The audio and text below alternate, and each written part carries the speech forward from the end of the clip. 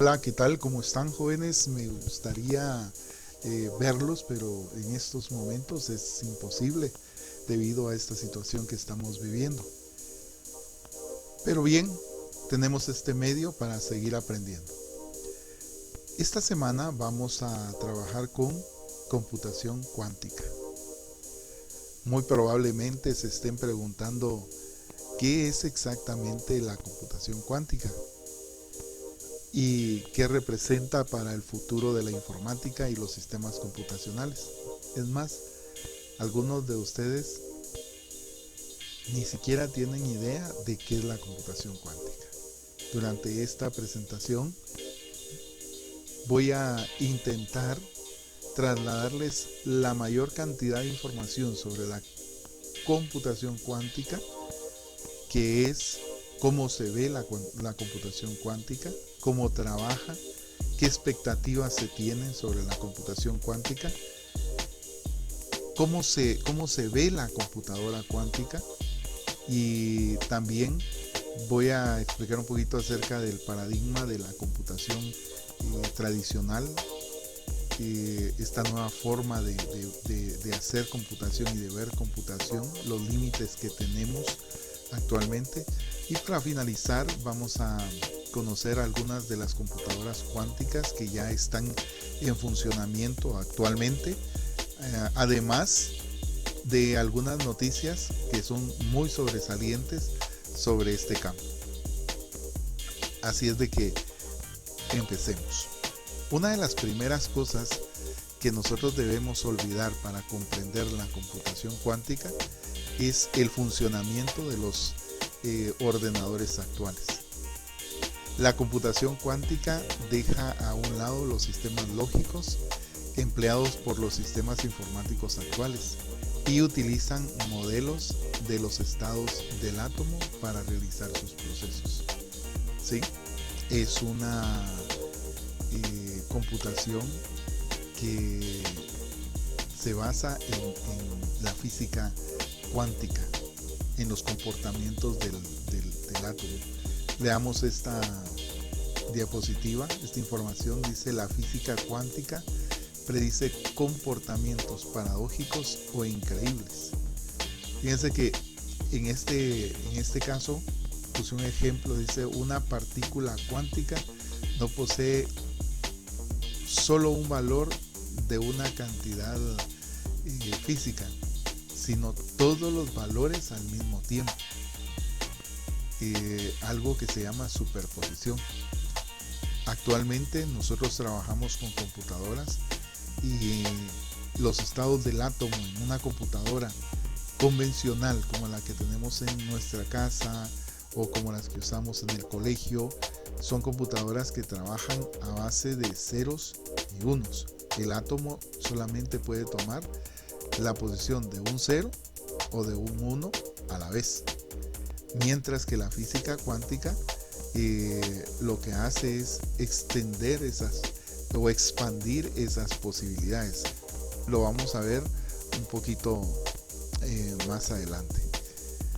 Así es de que les decía entonces que los dispositivos y ordenadores convencionales resumen toda la información que procesan al lenguaje binario, es decir, que utilizan dos estados para los datos: el 0 o el 1. Noten bien esto: el 0 o el 1, no y el 1. Esa es una gran diferencia. Como que si se tratara de un interruptor. Imagínense ustedes cuando apagan la luz con el interruptor: 0. Cuando encienden la luz: 1. Los bits solo pueden estar encendidos o apagados. Esa es la computación actual, la computación que nosotros utilizamos. Toda la información en la computadora actual se resume en una secuencia de ceros y unos, o sea, encendido y apagado. Si nosotros pudiéramos ver dentro de la computadora cómo funciona a nivel microscópico, veríamos que el procesador de una computadora es una colección exageradamente grande de compuertas que se abren, que se cierran, y entonces esos pasos e impedimentos de corriente, a eso es lo que nosotros le llamamos procesamiento de datos. Entonces nosotros en la computación cuántica, en la computación tradicional o convencional, la que nosotros usamos, cada vez que nosotros vemos una letra en la pantalla, vemos una imagen, vemos cualquier información que nosotros veamos en la computadora, es una colección de ceros y de unos. Son bastante rápidas. Por ejemplo, nosotros tenemos limitaciones y la computadora actual nos ayuda con esas limitaciones que tenemos. Yo podría ponerles un ejemplo fácil ahorita. Dígame usted cuánto es 28.580 por 35. Imagínese el tiempo que le llevaría a usted a hacer esa operación. Bueno, no dudo que entre ustedes alguno ya tenga la respuesta, sin usar calculadora, por supuesto, o una computadora. Pero es ahí donde entra la computación para nosotros. En aquellas cosas donde nosotros nos quedamos limitados, la computación tradicional entra en funcionamiento. Pero en sí, ¿qué es la computación cuántica? La computación cuántica o la computadora cuántica es un cambio en el paradigma de la computación actual. Y esto supone un enorme salto adelante en la potencia de la computación, que permitirá realizar cálculos complejos que actualmente son inalcanzables incluso para los superordenadores actuales. ¿Qué tan rápidos pueden ser los ordenadores cuánticos? Bueno, la potencia de los ordenadores cuánticos, al igual que la de los ordenadores convencionales, se mide en unidades de procesamiento, que no son más que átomos individuales, lo que les decía anteriormente. En el caso de los ordenadores cuánticos, se mide en bits cuánticos o qubits. Qubits. A mayor cantidad de qubits, más rápido funcionan. Imagínense si, por ejemplo, con 2 bits, estamos hablando de 0 y 1, todas las posibilidades que nosotros tenemos de hacer cálculos inimaginables. Imagínese usted ahora que tiene la capacidad de trabajar con más de 2 bits y ya no solamente una situación de 0 y 1, sino que con la capacidad de que su computadora pueda tener aquellos procesamientos de datos donde puede evaluar todas las probabilidades de un caso, de un problema específico, donde el estado del átomo, por ejemplo, ya no sea solamente 0 y 1, sino que pueda ser 0 y 1 a la vez. Y añadiéndole a esta característica la superposición. ¿Qué significa eso? Que en el mismo momento nosotros podamos evaluar todas las probabilidades que puedan ser 0 y 1, 1 y 1, 0 y 0 al mismo tiempo, todo eso. Y que nosotros no solamente tengamos una línea de 2, sino que podamos tener, por ejemplo, 8 o 16 estados o tiempos de acción o probabilidades, digámoslo de esa manera. Entonces eso nos daría una cantidad enorme de procesamiento. Ya sé que aquí estoy hablando en chino para algunos, Pero imagínense usted que pudiera ver en este mismo momento, por ejemplo, cómo funcionan los átomos. Porque esta computación es atómica, ¿verdad? La computación que nosotros usamos es a nivel de átomos. Entonces, y estas son las probabilidades y son las oportunidades que se están aprovechando de la física. Y esto no es nuevo. Desde principios del siglo XX se viene estudiando la física cuántica y se vienen estudiando los estados del átomo y la superposición. Algo que ni siquiera Albert Einstein logró comprender, por cierto, porque Albert Einstein se murió sin poder comprender a cabalidad la física cuántica. Este desarrollo y estas capacidades se vienen dando debido también al avance de la computación tradicional, pues no vamos a hacerla de menos. Nos ha ayudado mucho. Entonces, vamos a ver este video.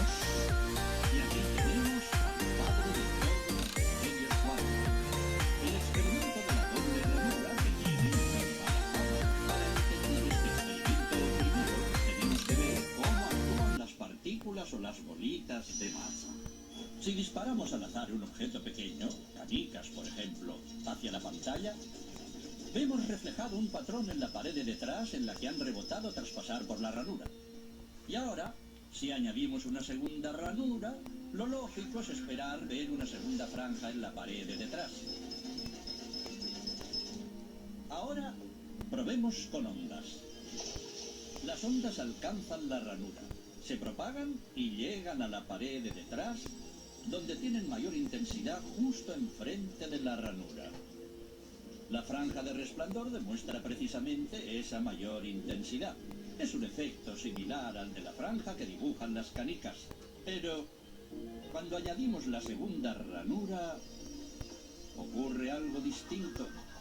Si la parte superior de una onda choca con la inferior de otra, se eliminan entre ellas. De esta forma, en la pared obtenemos un patrón de interferencias. Donde chocan las dos partes superiores hay más intensidad, las líneas resplandecientes, y donde se eliminan no hay nada. Así pues, cuando lanzamos algo, es decir, materia, a través de dos ranuras, obtenemos esto, dos franjas de golpes. Pero con ondas, el resultado es un patrón de interferencias con muchas franjas. Muy bien, de momento. Vamos a ponernos cuánticos. Un electrón es un pedacito minúsculo de materia, como una canica diminuta.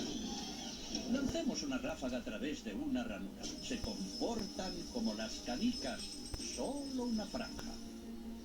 Si lanzamos estos pedacitos minúsculos a través de dos ranuras, tendrían que dibujarse, como en el caso de las canicas, dos franjas.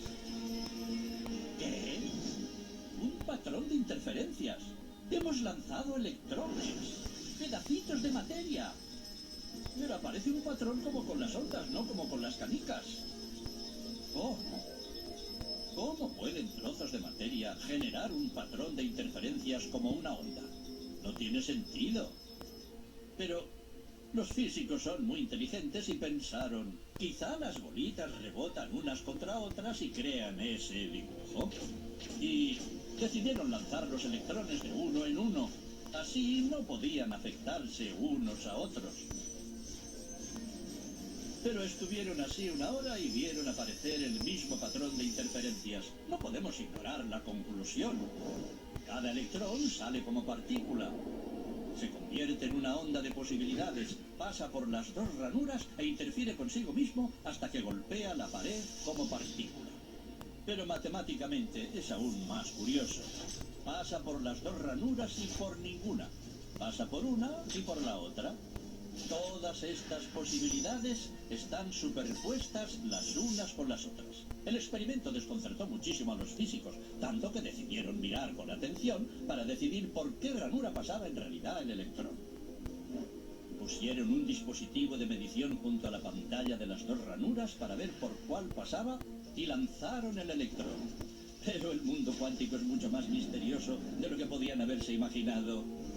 Cuando miraron, el electrón volvió a comportarse como una canica pequeña. Dibujó un patrón de 2 franjas, no un patrón de interferencias. La misma acción de medir u observar por qué ranura pasaba conllevó que solo pasara por una, no por las 2. El electrón decidió actuar de manera distinta, como si fuera consciente de que lo observaban. Y en ese momento los físicos adentraron para siempre en el extraño submundo de los acontecimientos cuánticos. ¿Qué es la materia? ¿Canicas? ¿Ondas? ¿Y ondas de qué? ¿Y qué tiene que ver el observador con todo esto? El observador destruyó la función de onda con solo mirar.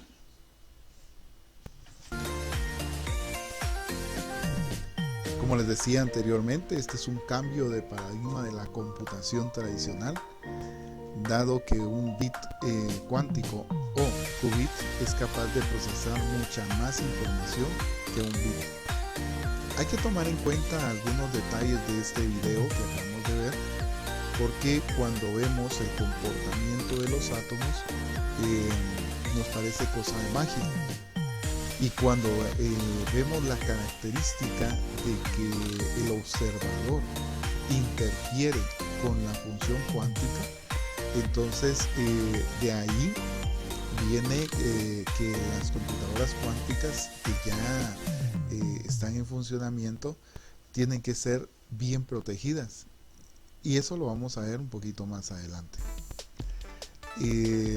La potencia de procesado con respecto a los sistemas actuales se incrementa potencialmente debido a estas características. A medida que los nuevos descubrimientos permitan crear entrelazados cuánticos con mayor número de átomos, esta potencia aumentará sustancialmente hasta el punto de poder resolver en solamente segundos tareas para las que a un ordenador o un superordenador normal le tomaría años realizar, aunque esto solo se aplica a ciertos cálculos. Pues, ¿qué es un bit? Resumiendo, un bit es un 0 y un 1. Para que esto nosotros lo podamos comprender mejor, lo que hacemos nosotros en la computación actual es unir varios bits o cadenas de bits. Por ejemplo, unimos 8 cadenas de bits: 0, 1, 0, 1, 1, 1, 0, 1, por ejemplo, 8. Y a eso nosotros le llamamos bytes.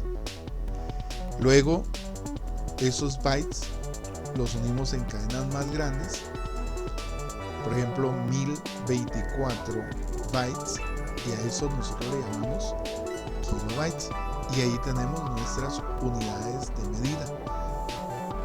Nosotros medimos el tamaño de nuestros archivos por la cantidad de bits que utilizan, pero los agrupamos en medidas diferentes. Por ejemplo, si el archivo o la medida que vamos a utilizar es muy pequeña, entonces decimos que son bytes. Mientras vaya avanzando ese tamaño de bits utilizados, necesitamos otras unidades de medida. Entonces entran los kilobytes, que es una colección o una unión de 1024 bytes. Pero ustedes saben que la computación ha ido cambiando de manera constante, entonces necesitamos otras unidades de medida, y entonces entran en funcionamiento los megabytes, que son 1024 kilobytes. Luego vienen los gigabytes, que son 1024 megabytes.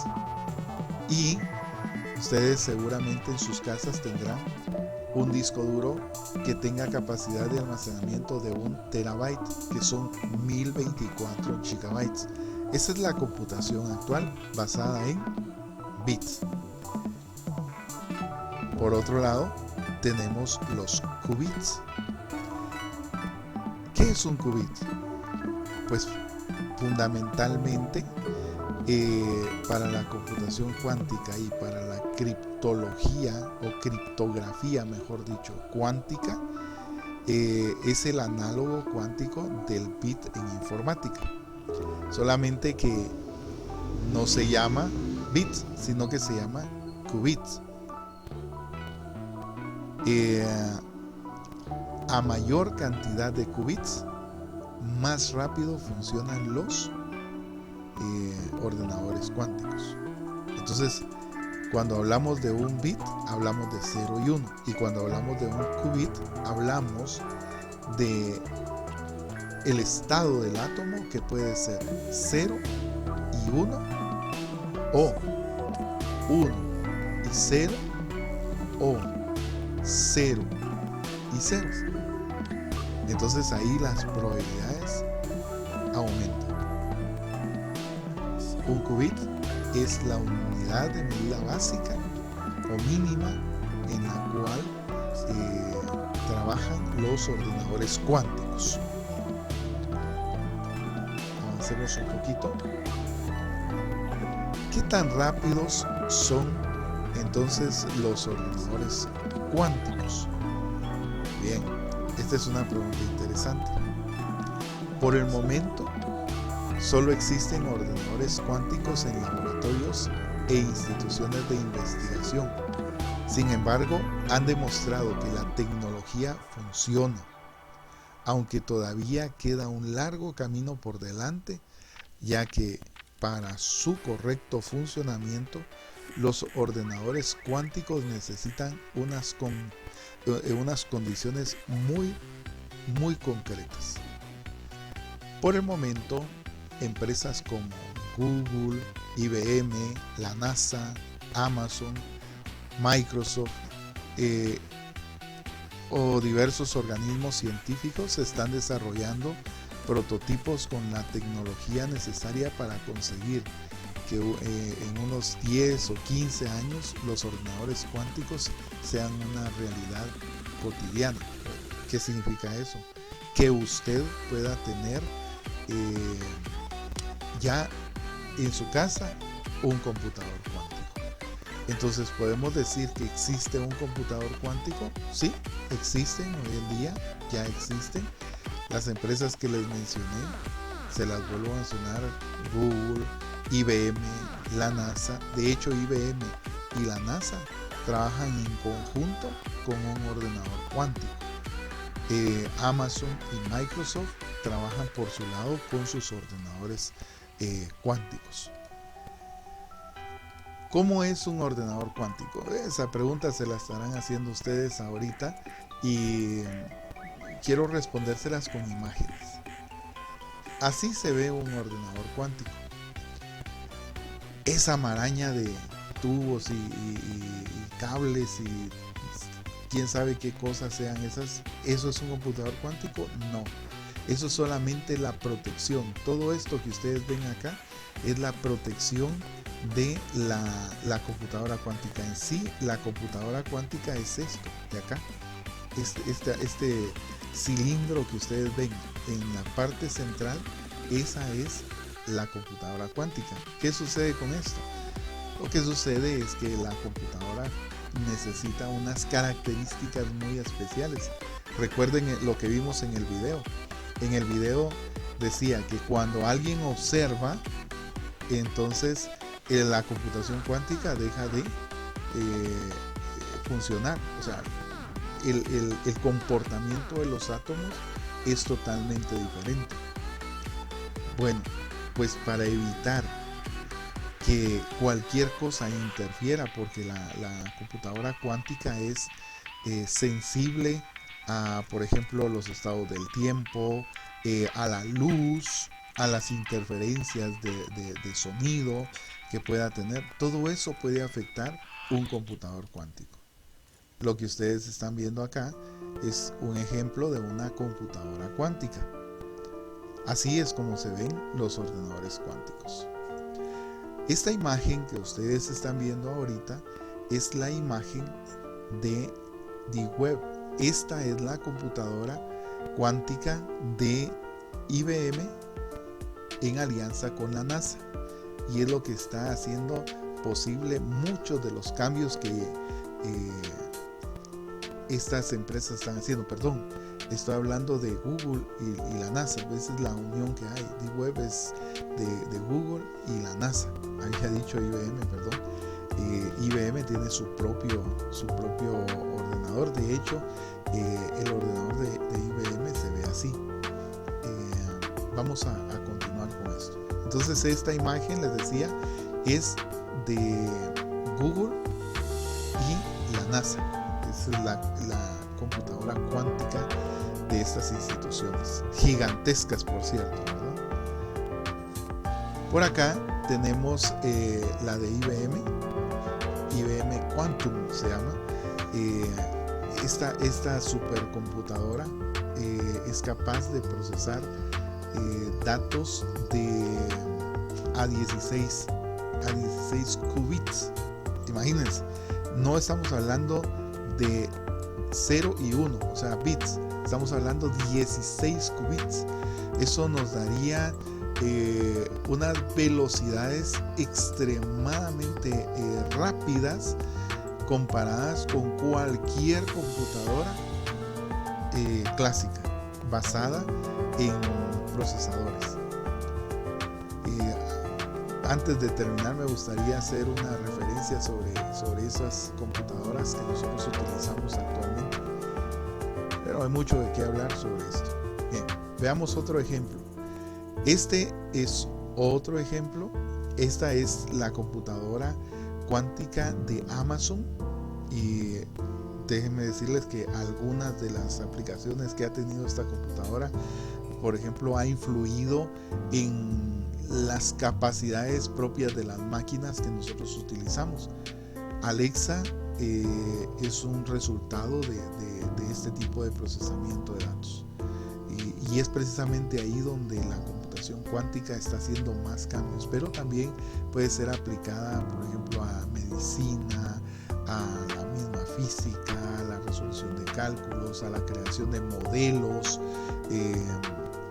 o simuladores de clima, simuladores de situaciones, simuladores de economía, simuladores de todo tipo. O sea, este tipo de computadoras hace cálculos tan rápidos que se puede utilizar en todo lo que nosotros podamos imaginar. Quiero mostrarles algunas noticias sobre la computadora cuántica o la computación cuántica. Para ello voy a irme al internet y vamos a empezar con la noticia de Google. Imagínense esta noticia que dice, esta es de CNN, y dice: Google afirma que su computadora cuántica puede hacer lo imposible en 200 segundos. Bueno, ustedes saquen el cálculo ahí, son 200 segundos, son unos cuantos minutos nada más.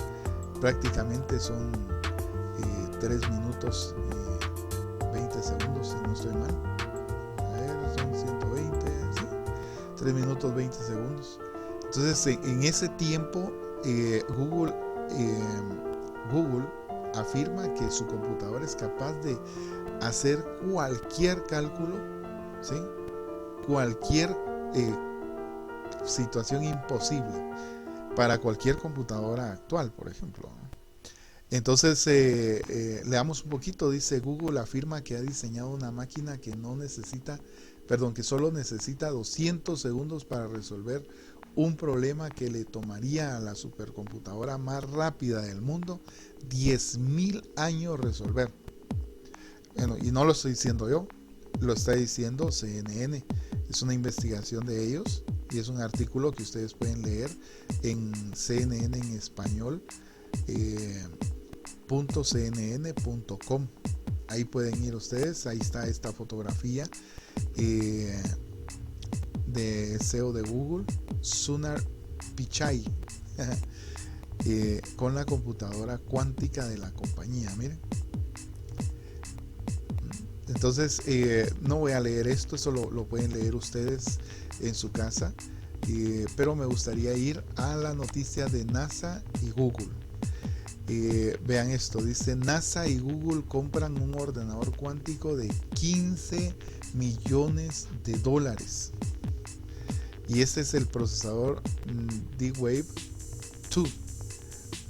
Leamos un poco, dice: es un ordenador basado en la física cuántica de 15 millones de dólares y se instalará en el centro de la NASA y será compartido por Google y otros científicos. Construido por la empresa canadiense D-Wave System, y el procesador utiliza un túnel cuántico para alcanzar soluciones a los problemas matemáticos en fracciones de segundo. Por favor, continúen esta lectura ustedes en casa. La dirección es mundodigital.net y ahí busquen ustedes NASA y Google y podrán encontrar este artículo que está muy pero muy interesante. Lo que les estoy presentando, jóvenes, es una parte de la computación que muy pocas veces se estudia en las aulas, pero que no debemos dejar por un lado. La computación cuántica es una realidad. Y qué bueno, porque actualmente las computadoras están llegando a su límite. Lo he platicado muchas veces con ustedes en clase. Siempre me gusta mencionarlo, que la computadora actual ya no se puede miniaturizar más. Imagínense, un cabello humano es miles de veces más, imagínense, más grueso que la medida que se está utilizando en los computadores actuales para la construcción de esas compuertas que procesan los bits, los ceros y los unos. Sí, estoy hablando de miles de veces más grueso un cabello humano que la medida que utilizan los científicos para la computación actual, para esas compuertas de procesamiento de datos. Entonces, esto va a venir a dar un cambio radical. Ha venido, porque ya muchas de las cosas que nosotros usamos ya son resultado del procesamiento que estas computadoras están realizando. Siri, Google Assistant, los superbuscadores, las búsquedas inmediatas que ustedes hacen, la capacidad que tienen ustedes, por ejemplo, de compras en línea, de selecciones, los asistentes que les ayudan a ustedes a tomar decisiones. Incluso en las redes sociales, estas supercomputadoras, estas computadoras cuánticas están haciendo cambios sustanciales. Hablemos un poquito de Amazon. Esta noticia dice: Amazon se adentra en la computación cuántica con un nuevo servicio basado en su nube AWS. Más adelante vamos a platicar un poquito sobre Amazon también, aunque ya cuando discutimos el tema de computación en la nube, hablamos un poco sobre esta nube que Amazon ya tiene en funcionamiento. Entonces Amazon ya se introdujo entonces en el negocio de la computación cuántica, y esto es con su proyecto llamado Amazon Braket. Es una solución con la que ofrece acceso a hardware y a software de computación cuántica como servicio, imagínense, en un modelo basado en la nube. Si se recordarán ustedes, cuando hablamos de computación en la nube, hablamos de todo ese proceso de datos que no se hace en la computadora actual, en la computadora de casa, sino que se hace a través de los servicios que el internet brinda, o sea, en la nube. Estos ya son parte de los servicios a los que usted puede acceder con la misma computación en la nube, ¿verdad? Y Amazon ya lo pone a disposición del público para que todos podamos utilizar este tipo de servicios. O sea, vamos a tener una computación mucho más rápida para nuestro futuro. Y esta es otra noticia que llama mucho la atención. Microsoft trabaja en una computadora cuántica escalable. Ya no hablamos de una computadora cuántica normal, sino que una computadora cuántica escalable. Acá dice: Microsoft ha anunciado una asociación con investigadores de la Universidad de Copenhague para construir la que denomina primera computadora cuántica escalable del mundo. Bueno, por favor siguen leyendo ustedes. A mí me gustaría mostrarles este video. Jóvenes, aclaro, es un video que está en inglés y que, bueno, ustedes son bilingües, así es de que no van a tener ningún problema para poder entender los alcances que la computación cuántica tiene sobre la influencia que va a tener sobre nuestra vida y los alcances que esta tecnología tiene. Veamos.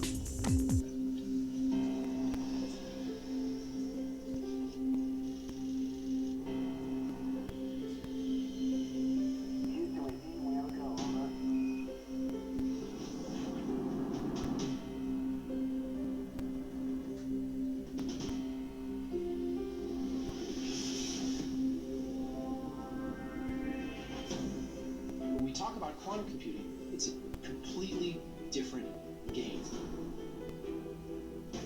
Quantum computing will enable us to solve problems that currently take longer than the lifetime of the universe in seconds, hours, or days. We completely reconceive the space in which we do computation. Quantum computing is like going from crawling to going to a different planet. It's different. It's only natural that we would want to use the world's most powerful device to combat the world's most challenging problems. We can attack global warming. Security, What are the boundaries of machine learning? fighting diseases. The possibilities of quantum computers are endless. Microsoft has the best and the brightest working on this problem. It's really happening. Progress is very fast. And we're building a quantum computer. What the world wants to know is what happens when we turn the machine on. What problems will be solvable with a computer that computes in a billion parallel universes at the same time? Nosotros realmente estamos viviendo una época en la que se están dando todos estos cambios, y me pongo a pensar cuando veo todo esto. Allá en los años 40 las personas no tenían idea que había un grupo de científicos trabajando con una supercomputadora, imagínense, el ENIAC, que solamente tenía la capacidad de hacer procesamientos de datos como una calculadora que ustedes utilizan ahora para sumar y para restar. Algunos hasta en el teléfono tienen ese tipo de calculadoras, o unos aparatitos ahí que tienen unas celdas para capturar la energía solar, ¿verdad? Que son las que las cargan. Ustedes han visto esas calculadoras sencillas, o su calculadora científica, por ejemplo, es mucho más poderosa que esa computadora del principio. Claro, marcó una época y un cambio radical en el uso de la tecnología, pero las personas de esa época no tenían ni la menor idea de que eso se estaba produciendo. Nosotros ahora sí tenemos esa capacidad de que hay personas, hay científicos, hay empresas, hay instituciones, hay laboratorios que están trabajando y que están haciendo avances, y todo esto se da a conocer, y entonces nosotros podemos podemos dejar volar nuestra imaginación para tener una idea más clara de cómo se va a comportar.